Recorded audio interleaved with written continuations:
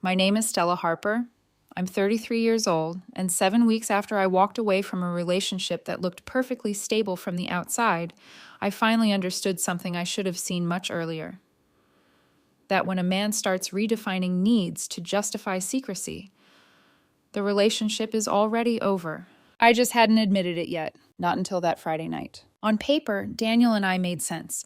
We lived in a clean, modern condo in Tampa, floor-to-ceiling windows, neutral tones, the kind of place people compliment when they don't know you well enough to say anything real. Everything looked balanced, controlled, intentional. I worked in procurement for a medical distribution company, structured, predictable, stable. I made just over $90,000 a year. Daniel was different, more fluid. He worked in client partnerships for a boutique marketing firm. His income came in waves, sometimes impressive, sometimes uncertain. He liked to call it freedom. I used to admire that about him. Used to. For most of our relationship, Daniel was charming in a way that felt effortless. Quick with words, social without trying too hard, the kind of man who could make a room feel lighter just by stepping into it. We had a normal life. Shared bills, 2 cars, a travel card we both used, Friday takeout, Sunday laundry. Nothing flashy but steady. Then Daniel got reassigned under a new regional director, Vanessa. That was when things shifted. At first, it was subtle. More late nights, more client dinners, more quick stops at hotels to check event spaces before launches. The explanations came easily, almost rehearsed. I didn't question them because why would I? But then his phone started living face down. Calls got taken in the hallway. Texts answered with that faint, distracted smile, the kind people wear when they're somewhere else mentally. Somewhere you're not invited. If I asked who it was work. If I asked why work needed heart emojis, I was being paranoid. If I asked why he suddenly cared so much about how he looked before vendor meetings, I was being controlling. And I let it go longer than I should have. Because I'm not built for suspicion. If I have to become a detective to stay in a relationship, then the relationship is already broken. I just didn't want to be the one to say it out loud. Then came Asheville. Daniel told me he had a men's leadership retreat at a boutique resort his company wanted to partner with, Friday to Sunday. Workshops, strategy sessions, networking dinners. He said it so smoothly, I almost respected the performance. Saturday night, our shared card sent me a fraud alert. It wasn't fraud. It was a resort charge in Asheville. Dinner for 2, then a suite upgrade, then a spa booking the next morning. I didn't call him, didn't text, didn't do anything except wait. Sunday afternoon, he came home like nothing had happened. Dropped his bag by the stairs, ran a hand through his hair, and started telling me some story about bad coffee in a conference room. I didn't interrupt. I just turned my phone around on the kitchen island and asked very quietly why our card had paid for a suite upgrade at a resort his company was supposedly covering. He froze. It wasn't dramatic. No shouting, no immediate denial, just stillness, like his body had lost the script. I asked one more question. Was Vanessa there? That was enough. He sat down slowly, staring at the counter like it might offer him a better answer than I would. I was going to tell you, he said. I remember the way that sentence landed. Not as honesty, not as remorse, just timing. What exactly were you going to tell me? I asked. He exhaled, long and shaky. It started a few months ago. I didn't mean for it to. A few months. Not a mistake. Not one bad night. Months. I felt something inside me go very still. Was it physical? He nodded. How many times? He hesitated. Does that matter? That was a yes. Then came the explanation. Vanessa made him feel seen. Work had taken over his life. He felt disconnected from me. He'd been overwhelmed, lost, drowning in guilt.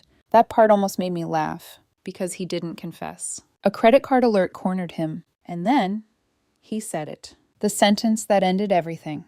If you leave me now, he said, his voice soft, almost careful, my guilt becomes yours. I just looked at him. He kept going, like he genuinely believed this made sense. If you walk away now, Stella, you're abandoning me at the exact moment I'm trying to fix what I broke. That's not what love does. We're supposed to carry the hard things together. If this destroys me after you leave, you share that responsibility.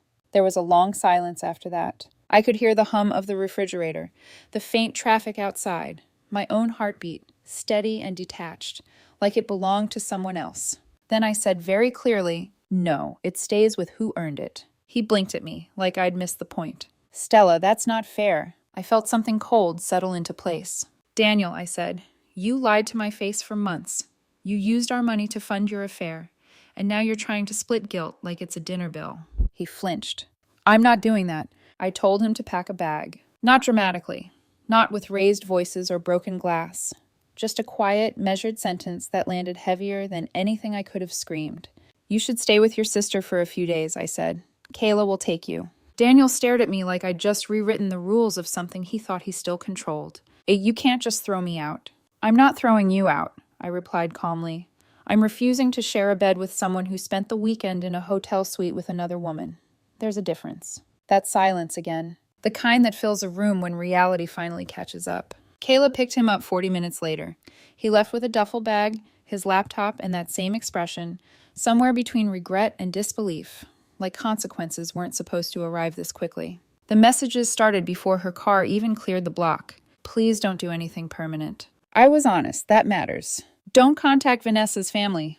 Please don't let my guilt be the last thing between us. I screenshotted everything. Not out of anger, out of clarity. The next morning I called a lawyer. Her name was Dana. Direct, efficient, the kind of woman who didn't waste words or tolerate emotional fog. She asked me 3 questions that mattered more than anything Daniel had said the night before. Whose name is on the property? Has he admitted the affair in writing? And do you have access to your shared financial records? By noon, I had changed the alarm code, secured the accounts exactly the way she instructed, downloaded every statement tied to that Asheville weekend, and printed documents I hadn't thought about in years. Paper beats memory. That line came back to me like it had been waiting. That night, Daniel emailed me. Subject line, owning my guilt. I almost didn't open it. 4 paragraphs, carefully written. Every sentence balanced between apology and justification. He admitted the relationship with Vanessa had crossed lines, said he'd been emotionally lost, said he hated the version of himself that made those choices. Then the ask came. He wanted time. Time in the condo. Time to prove he could rebuild trust. Time to show me his guilt was real. I read it once. Saved it. Didn't reply. 3 days later, the pressure campaign started. Kayla texted first. You don't have to make him pay forever for something he already feels sick about. I stared at the message longer than I should have. Then I replied once. I'm not making him pay. I'm refusing to pay with him. She responded with 3 paragraphs about forgiveness, about vows, about how guilt can push people into dark places if the person they love abandons them. It sounded familiar, not her voice. His. Then came Jenna, one of Daniel's co-workers. Softer approach.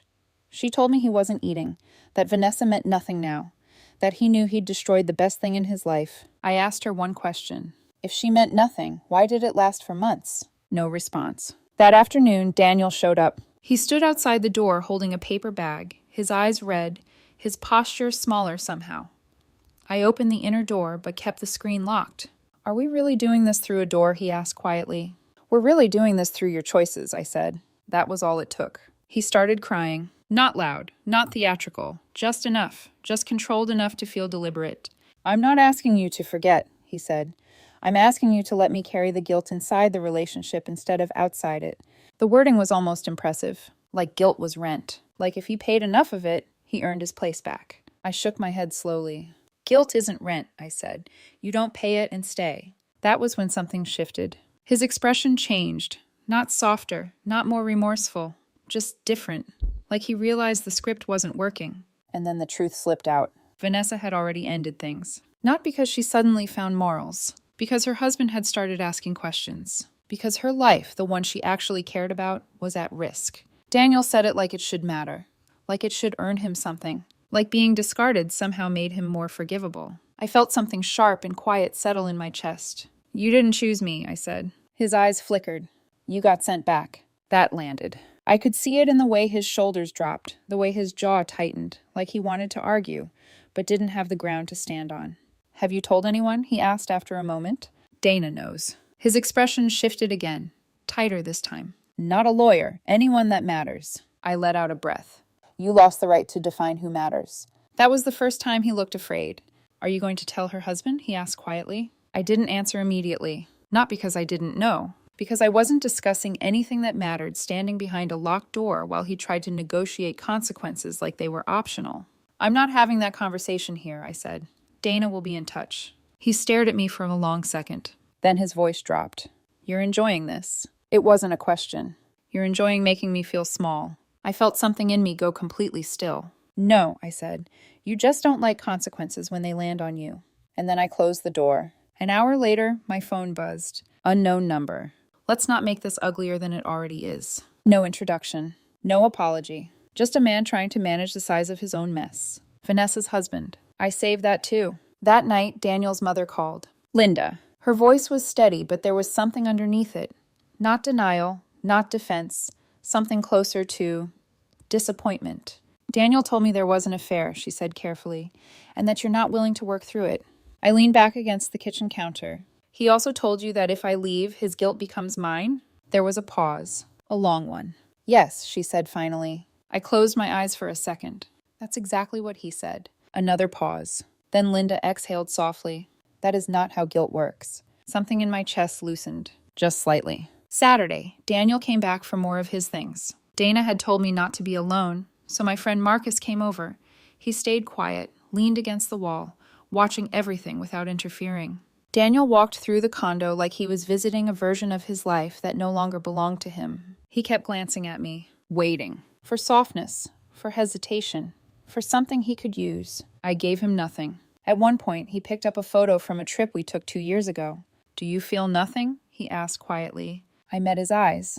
I feel enough to know this can't stay my life. He put the photo down like it had burned him. Didn't say anything else. When he left, he forgot the frame. The next day, he posted a quote online. Something about how some people punish honesty more than betrayal itself. I took a screenshot. Then I went back to cleaning the kitchen. Monday, Dana filed for legal separation. And that was when Daniel lost control completely. 17 missed calls. 3 voicemails. One of them said, his voice tight with something between anger and desperation. You're turning my guilt into a weapon. I stared at the message for a long moment. Then I locked my phone. No, I was just refusing to let him use it as a leash. 2 weeks after Asheville, guilt stopped working for Daniel. And when guilt failed, chaos stepped in. It started with my mother. Daniel had sent her a long, carefully written message about broken seasons, about relationships under pressure, about how he had confessed because he wanted healing, and how I had responded with distance, lawyers, and cruelty. He made it sound like he'd admitted to overspending, not sleeping with another woman for months. My mom forwarded the message to me with one line above it. What did he actually do? I didn't write an explanation. I sent screenshots, the credit card charges, his messages, the email titled Owning My Guilt. Enough. 10 minutes later, she called. Stella, she said, her voice sharp and clear. No decent man asks a woman to carry guilt he earned in somebody else's hotel room. Efficient. Accurate. End of discussion. Then Daniel showed up at my office. Reception called upstairs, hesitant. There's a man here asking for you. He says he's your partner. He has an envelope. X, I said automatically. Eventually. I told them I was unavailable. They relayed the message. He insisted he only needed 30 seconds. They didn't let him pass the lobby. Security walked him out, but he left the envelope behind. I opened it later at my desk. Inside was a photo booth strip from a county fair we went to 3 summers ago. We were laughing in all 4 frames. Carefree. Unaware. On the back, he had written, Don't let my guilt be the last version of me you keep. I stared at it for a long time. Then I placed it in the same folder as everything else. Evidence, not memories. By then I had a system. Texts, emails, call logs, financial statements, door camera footage.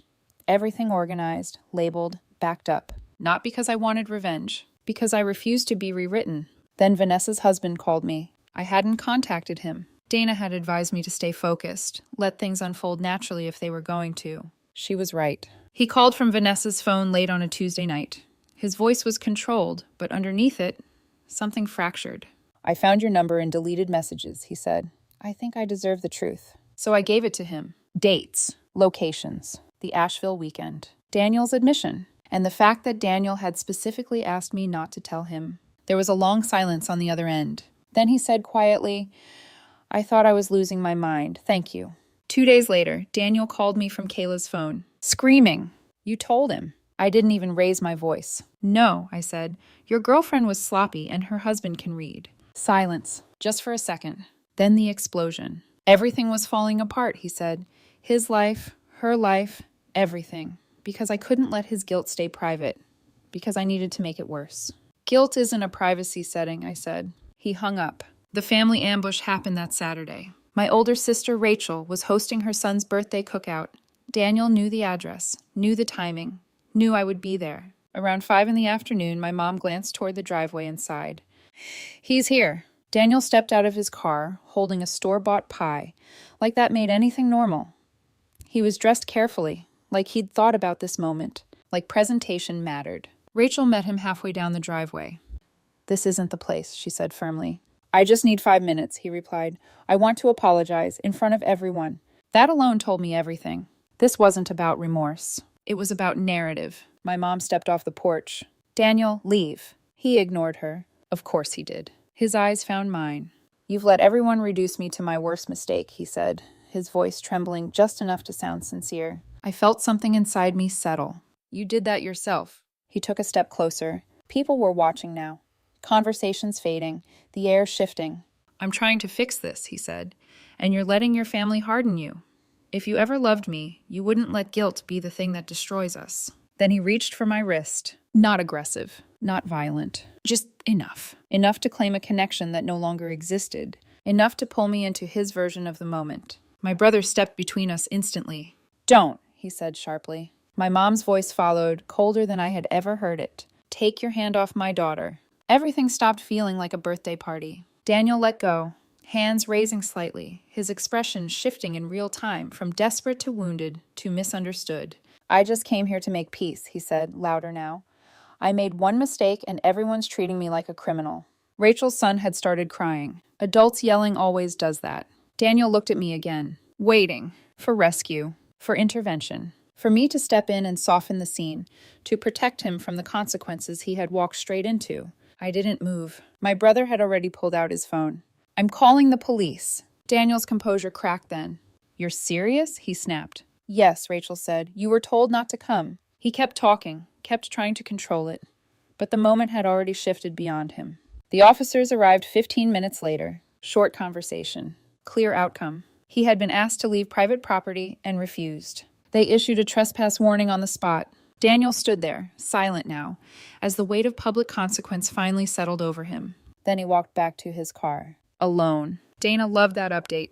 By Monday, she had added the office visit and the family incident to the case file and requested a temporary no-contact order during proceedings. Daniel responded with another email. Subject line, is this really who you are? Inside, he admitted he had failed.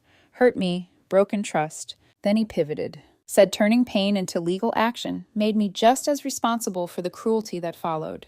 I forwarded it to Dana. She read it once and said very simply, he's building our case for us. And for the first time since Asheville, I felt something close to certainty. Not relief, not yet, but direction. The divorce finalized just under 4 months later. Not dramatic, not explosive, just inevitable. By that point, Daniel had shifted from remorse to strategy. He stopped trying to win me back and started trying to control what he could still salvage. Assets, narrative, and whatever version of himself he could present to the outside world. He fought 2 things hard. The condo and the story. The condo was simple. I had purchased it before we ever moved in together. My name was the only one on the deed. Every document was clean, dated, undeniable. Dana handled that part in less than 15 minutes. Premarital asset. Sole ownership. Closed. Daniel didn't like that. He said he had poured himself into making it a home. Said that counted for something. Maybe it did, just not legally. Some of the furniture we bought together got split. He took the dining set, the espresso machine he once swore would fix our mornings, and a few things that still carried echoes of a life that didn't exist anymore. I kept the space, the quiet, the part that didn't feel like a performance. Then came the savings. He wanted more than half, not because of contribution, because of fallout. He said the consequences of the affair, losing stability, housing, reputation, had destabilized his life, and that I should share responsibility for how public everything became. That argument took nerve. At mediation, he actually said it out loud. I think Stella should carry some responsibility for how this escalated. Dana didn't even hesitate. My client did not fund your affair, contact your partner, or show up uninvited to her family's private event, she said calmly.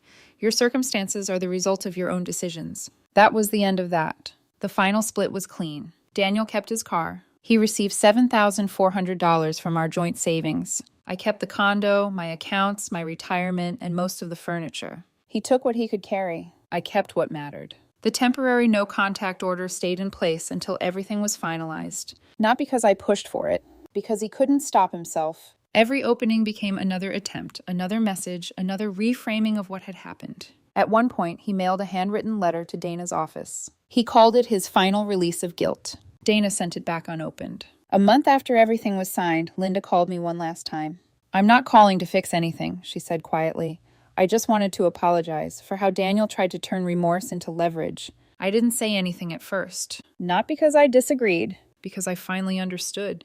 "He's always believed," she continued, "that if he feels bad enough, other people are supposed to rearrange themselves around it."